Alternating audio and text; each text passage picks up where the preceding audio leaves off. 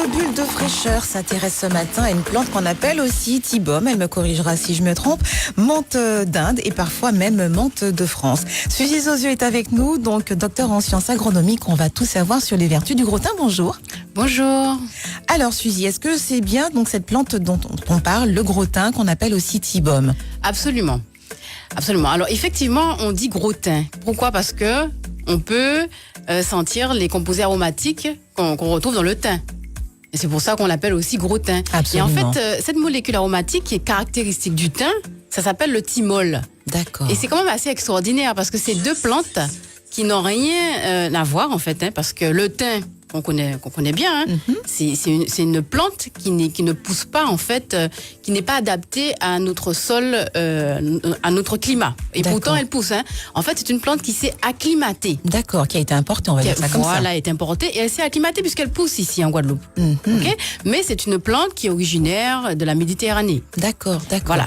Mais ce qui est extraordinaire, c'est que on retrouve cette molécule qu'on appelle le thymol dans une plante qui pousse chez nous, qui est habituée à ce climat-là. Et cette même molécule, c'est le thymol. D'accord.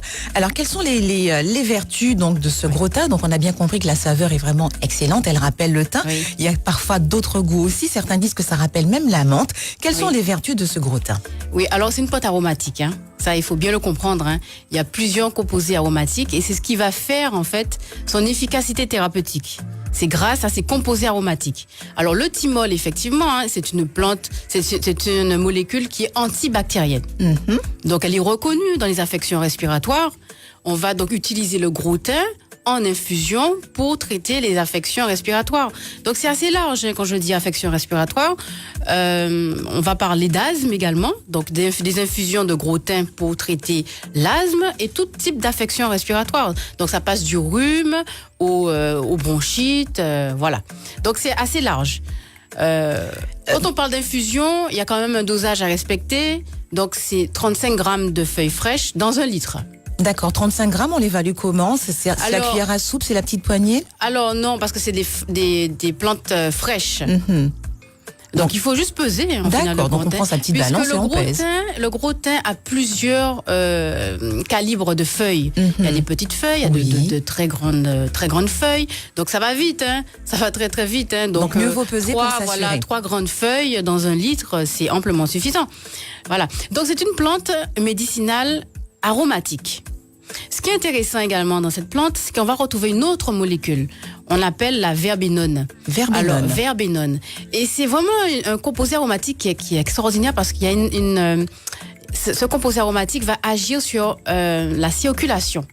Donc, nous les femmes qui avons souvent le problème de circulation, cette plante peut être très efficace en tant que vasoconstricteur, en fait, pour ramener le sang, en fait, qui a tendance à être stocké au niveau des pieds. Donc, en fait, c'est un effet vasoconstricteur. Donc, ça va permettre au sang de mieux remonter. De mieux circuler. Voilà, de mieux circuler et de ne pas rester stocké au niveau des pieds. Et ce qui donne bien souvent les gonflements au niveau des pieds et les fourmillements aussi. Voilà, donc c'est une molécule qu'on ne retrouve pas en quantité importante dans le gros thym, mais qui pourtant est présente et a son effet sur l'appareil circulatoire. Alors, c'est une plante qu'on utilise également, Suzy, en cuisine pour ses qualités gustatives. Est-ce que le fait d'en mettre dans ses plats, eh bien justement, c'est bénéfique pour nous au-delà de la qualité gustative? Absolument, absolument. Alors, moi, ce que je conseille, c'est d'utiliser cette plante qui se consomme, parce qu'on peut la manger en salade.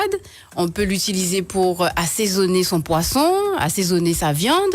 Donc c'est une plante vraiment qui est extraordinaire. On peut l'utiliser également dans les salades, c'est-à-dire lorsqu'on prépare sa salade, on peut l'agrémenter en la pour les gourmands qui aiment bien les sandwichs, allez, on peut fine lamelle dans un sandwich, ça peut être sympa aussi. Oui, alors c'est quand même assez fort puisque c'est une plante aromatique. Donc qui dit plante aromatique dit vraiment des plantes qui sentent assez fort. Et là, on va avoir quand même une forte odeur de thymol, donc de thym. Donc il faut pouvoir aimer le thym. Alors moi, ce que je conseille, c'est de l'utiliser pour assaisonner le poisson ou la viande, de l'utiliser également dans les salades, hein, dans votre salade normale, et puis on la cisaille, et puis on parsème en fait de gros thym ces salades. Donc c'est très très efficace. J'ai envie de dire qu'en cette période de grippe, hein, on a la grippe qui court, plusieurs grippes même, c'est vraiment la plante à avoir à portée de main. Absolument, et elle se marie très bien avec la groseille pays. La groseille pays, donc lorsqu'on fait son jus de groseille pays, qui est d'abord une infusion, on peut mettre une petite feuille de gros thym, donc ça va avoir une efficacité sur le système respiratoire. Voilà, une plante donc sur laquelle il faut absolument compter. Alors je me suis laissé dire, hein, c'est pas forcément chez nous, qu'on peut également faire du jus avec les feuilles, pas à consommer comme ça, j'imagine, peut-être pour compléter donc une médication et puis même de la soupe. Utiliser ces feuilles en soupe.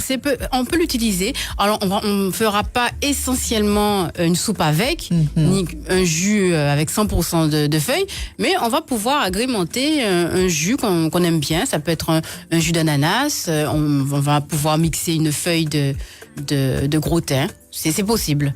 Parce que c'est quand même une plante qui est aromatique. Oui. Et puis, une autre particularité de cette plante, c'est qu'elle éloigne les insectes également. Donc, on peut très bien envisager de prendre quelques feuilles et de passer sur notre table pour éloigner les mouches, par exemple. C'est fort sympathique. Peut-être même que mariner dans une huile essentielle, on peut peut-être s'en mettre sur la peau ou pulvériser sur les vêtements et les toilages. Absolument. C'est une plante aromatique, donc elle contient des huiles essentielles. Voilà. Donc c'est une plante qu'on pourra, j'espère, distiller et en extraire l'huile essentielle. Bien. Eh bien, écoutez, si vous n'étiez pas convaincu des vertus du gros thym, grâce à Suzy Zozio, notre docteur en sciences agronomiques, maintenant vous l'êtes. Merci beaucoup d'avoir été avec nous, Suzy. Avec plaisir. À très bientôt dans la bulle de fraîcheur sur RCI. Bulle de fraîcheur. Dans C'est la vie sur RCI.